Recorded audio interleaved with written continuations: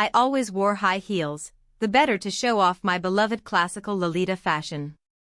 Most Lolita brand pieces cost around 30,000 yen each. The expensive ones exceed 60,000. I rented a place far from the station to save on rent, pouring nearly all my earnings into clothes and accessories. My profession, video streamer. I'd started in high school, and 5 years later, I was well known in that world. I'm what you'd call an otokonoko, or more precisely, a crossdresser. Body and soul. I'm male. But I absolutely love wearing cute feminine clothing. My content ranged from clothing reviews and makeup tutorials to singing, dancing, cosplay, and gaming. I especially loved singing, and even formed a band with other crossdressers. Life couldn't have been more fulfilling. Doing what I loved with everything I had, using the money I earned to collect the Lolita pieces I adored. Brands reached out to me for modeling. I'd pushed cute to its absolute limit. So when I twisted my ankle on the pedestrian bridge and tumbled down the stairs, my only concern was ruining my clothes. I never imagined I'd actually die.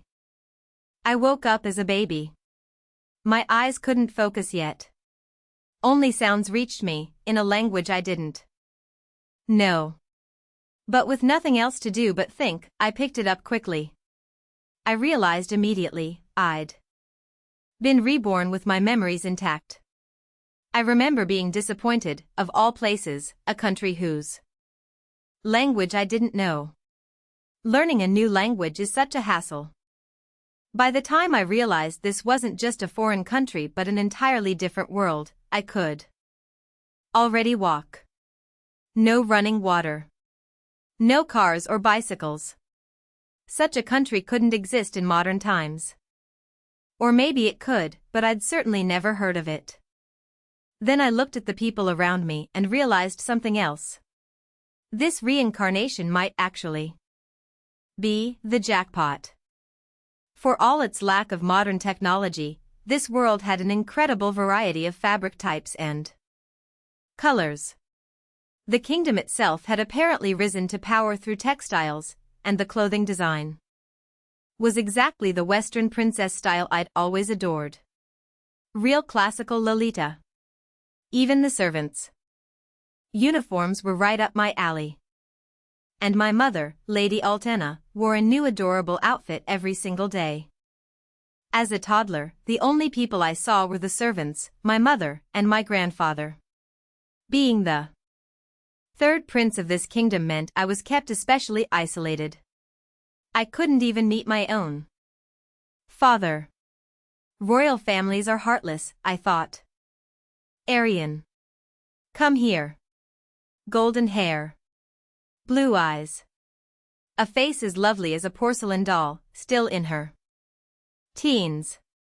My mother extended her hand toward me. Today she wore a mustard-colored silk dress. Lightweight fabric, the skirt gently puffed out with a petticoat, fine embroidered lace peeking from the hem. The bodice and sleeves were lavishly decorated with ruffles, lace, and ribbons. A real Western princess. Mother, you're so cute. Whenever I praised her, she would scoop me up. The king never visited this small detached palace. She must be lonely, I thought. Her features had always been delicate, but lately she seemed even more drawn. She pressed her cheek to mine, hugging me tight like a stuffed animal. Truly a lovely princess. Surrounded by such cuteness, my days felt like a dream. There was just one problem: boys couldn't wear dresses. I was surrounded by people in beautiful clothing, but I was only allowed to watch. Somehow, some way, I was determined to cross-dress. I thought about it every single day. Nearly 3 years old now. My legs had grown steadier. I stood before a large mirror, a gift from Queen Ekaterina, the first queen, to my mother the second queen. Or so the servant who delivered it had said, in a tone that implied I should be grateful to the first queen. I didn't fully understand the politics, but it seemed disrespectful for a servant to speak that way. My mother's family was a marquis house. What kind of servant acts superior to a former marquis daughter turned second queen? I looked just like mother. I studied my reflection. The same golden hair. The same blue eyes. The same delicate features. If I wore a dress, no one would know I was a boy. An idea began to form. By age 5, I'd secretly acquired a dress. A sympathetic maid, one who'd noticed my longing stares. At mother's wardrobe, had altered one of my formal tunics into a simple gown. The first time I put it on and looked in the mirror, I cried. I looked exactly like the princess I'd always wanted to be. Word spread through the palace. The third prince, they whispered, was more beautiful than any princess in the neighboring kingdoms. Visitors began requesting audiences just to glimpse me. My father the king, who had ignored me for 5 years, suddenly took an interest. Arian, he said, visiting our detached palace for the first time.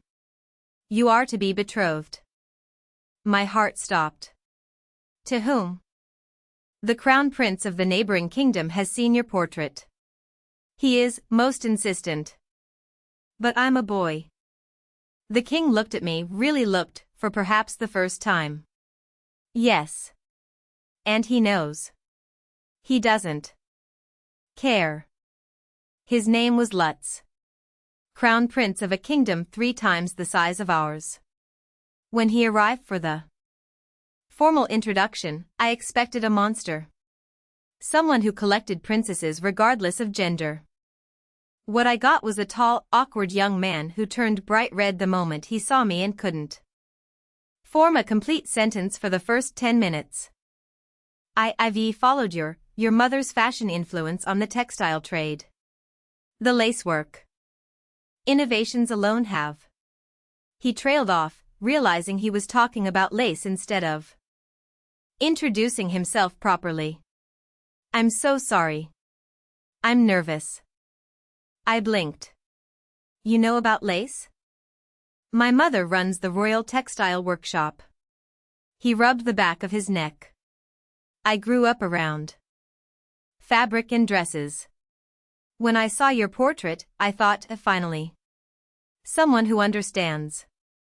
For the first time since my reincarnation, I felt something shift. This wasn't a political marriage. This was someone who might actually see me.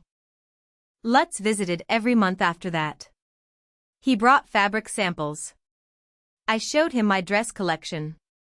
He didn't just tolerate my cross-dressing, he actively encouraged it. Wear what makes you happy, he said.